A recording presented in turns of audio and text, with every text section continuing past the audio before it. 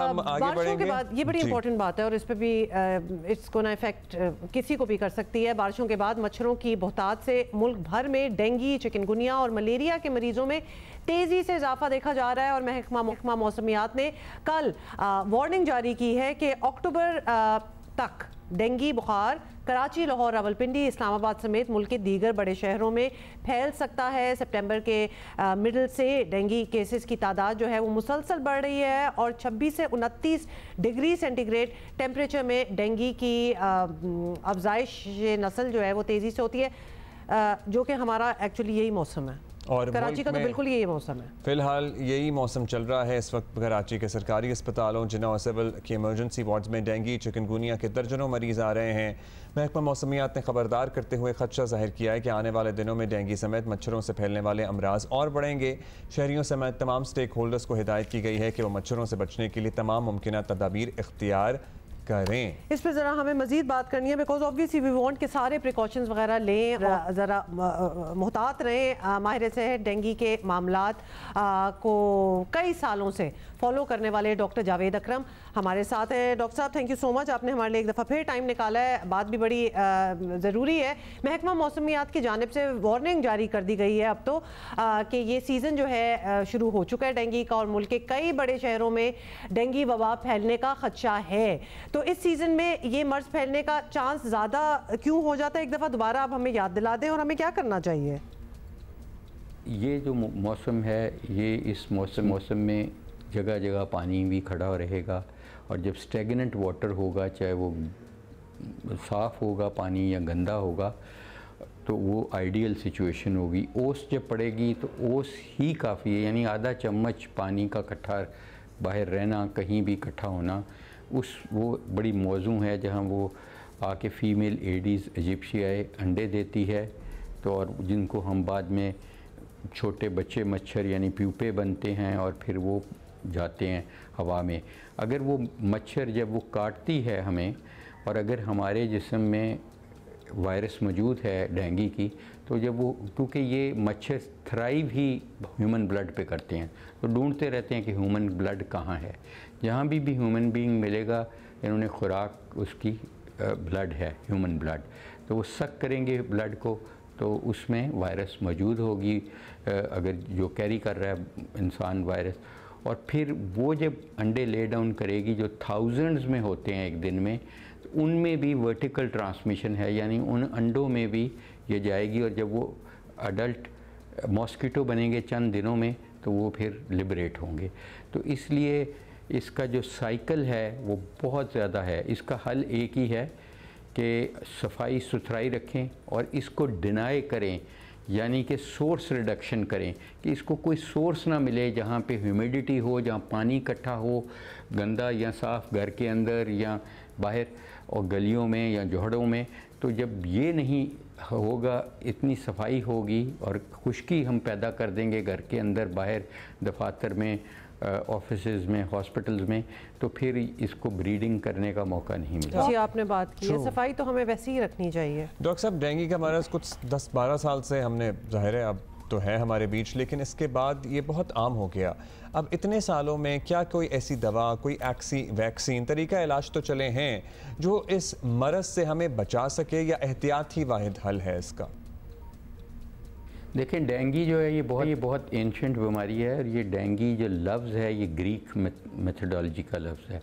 इसका मतलब ये है ब्रेकिंग बोन, कि आप, और इसमें क्योंकि डेंगू में जिस्म बहुत टूटता है तो इसको उस वक़्त ये नाम दिया गया था।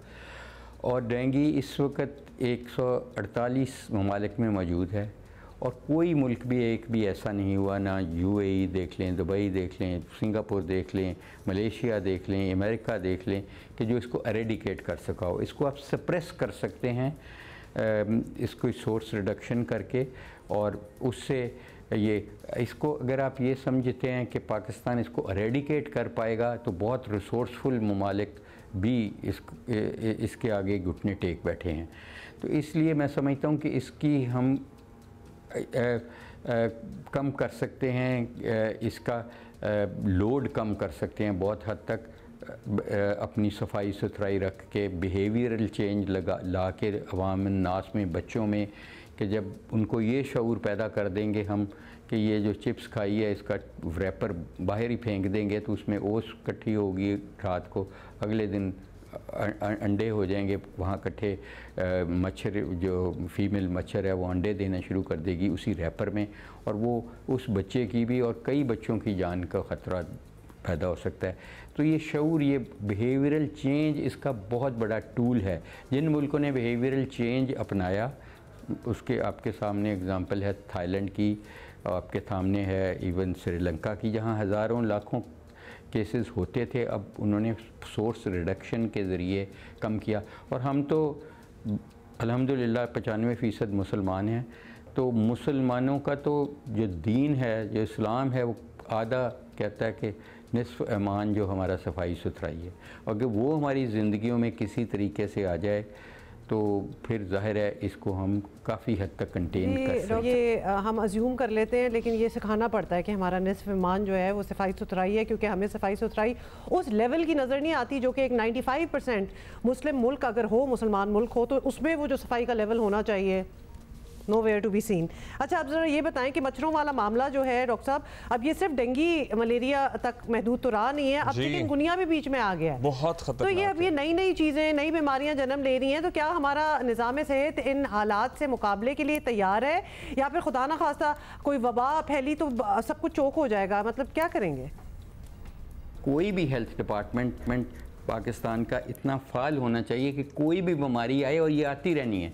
अगर अगले 30 सालों में 1 करोड़ बंदे ने मरना है दुनिया में, तो वो किसी न्यूक्लियर आर्सेनल से नहीं मरेगा, अनलाइकली है बहुत, वो किसी माइक्रोब से मरेगा, वायरस होगी, बैक्टीरिया होगा, या कोई फंगाई होगी। तो इसलिए हमें हेल्थ सिस्टम स्ट्रेंथनिंग पे सच काम करना चाहिए। आपकी कोई भी वबा आएगी आप उसको अब्जॉर्ब कर लेंगे।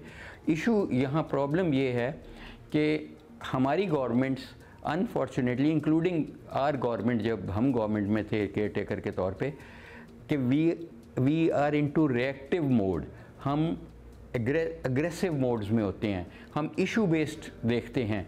हम आपकी ब्रेकिंग न्यूज़ जो होती है वो हमें दौड़ाती है कि हम रिसोर्स एलोकेशन करते हैं, भाग दौड़ करते हैं।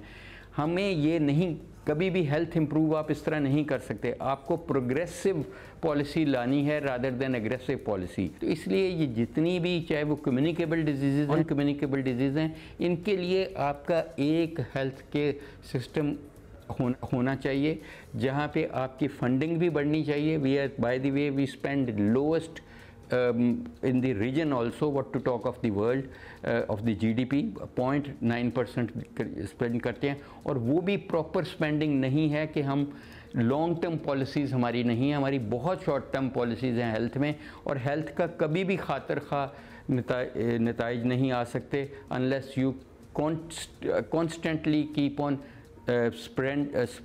spending in a progressive manner rather than in a negative manner. Yes, it's a work in progress always। बिल्कुल आप सही कह रहे हैं डॉक्टर जावेद अकरम साहब, thank you for being with us.